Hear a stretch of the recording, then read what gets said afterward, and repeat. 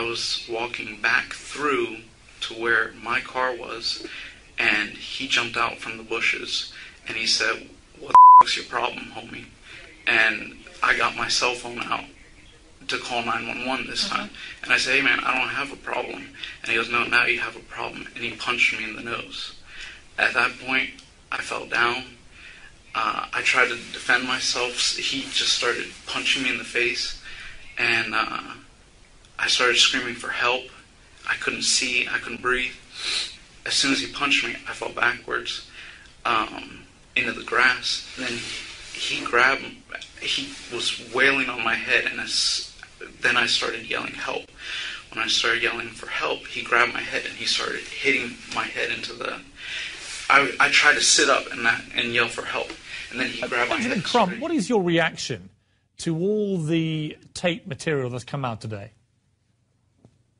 Well, Pierce, we're still trying to sort through it all, but the biggest thing we think is what he wrote that night in his written statement, in his own hand, in his own words, where he put that he got out of that vehicle that night on February 26th to look at street signs so he can give the police dispatcher his location.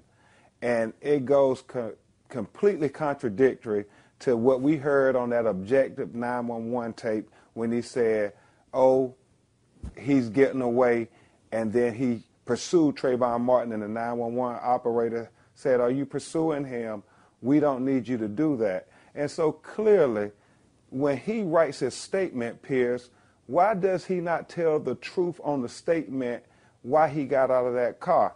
If we can't believe what he said from day one, how can we believe anything else after he's talked to people and talked to lawyers and talked to family members? Credibility was certainly affected by the fact that he standed mute when his wife said something that turned out to be a misrepresentation to the court about the funds. And they're going to have to deal with that. That rehabilitation is going to have to occur.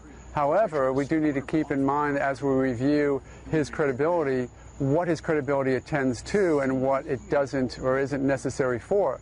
And all the objective evidence, I think, once it's all out, is going to be another focus that people need to look at. So you need to look at the forensic evidence, the injuries to both of the parties, the witness statements, the tape that talks about or on it has the person screaming for help for more than 45 seconds. I think when you look at all in sum, which is the way it's supposed to happen, that the attacks on Mr. Zimmerman's credibilities are going to pale in comparison to the undeniable objective evidence.